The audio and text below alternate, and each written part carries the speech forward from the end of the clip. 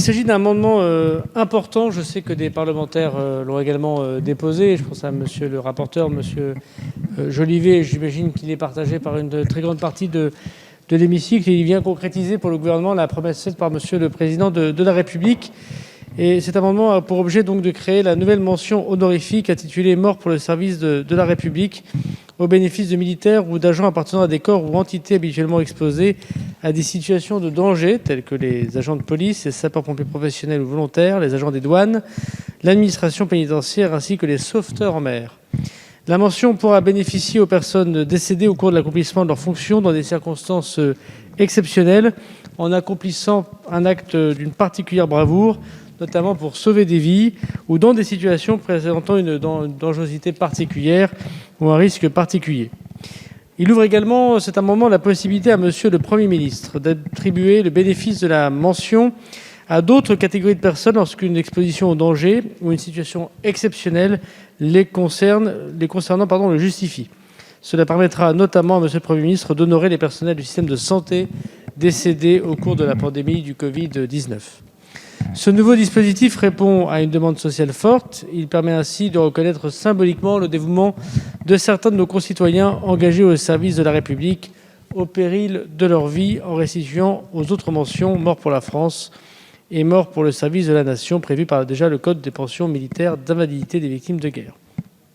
Il s'appliquera aux décès survenus à compter du 21 mars 2016, date d'entrée en vigueur du décret qui a créé les circonstances exceptionnelles, ce qui correspond à un objectif de remise en cohérence des différentes mentions honorifiques et une clarification des conditions d'ouverture potentielle des droits attachés aux différents statuts de pupille, et donc par définition va prendre tous ceux qui malheureusement ont été touchés par le Covid-19 sans aucune exception.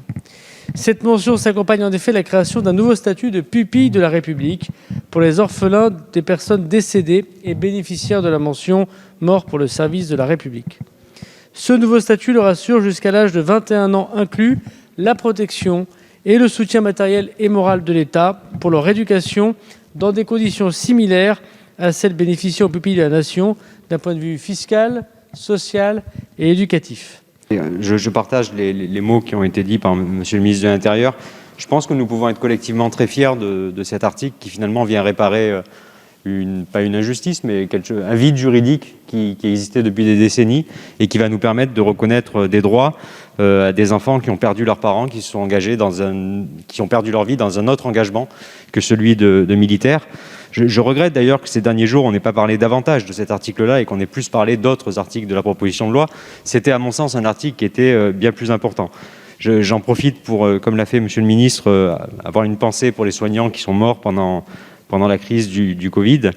Et je voulais apporter juste une précision pour assurer, mais alors là vraiment particulièrement les sapeurs-pompiers et le monde associatif des sapeurs-pompiers, c'est que ce statut-là, il viendra en complément de ce que font déjà les associations des sapeurs-pompiers. Je pense aux œuvres des pupilles qui existent et qui prennent en charge depuis, je crois, bientôt 100 ans ou un peu plus de 100 ans les orphelins. Donc ça viendra en complément, certainement pas en substitution, et ils pourront continuer avec les associations à faire le travail d'accompagnement des enfants. Merci, monsieur le rapporteur.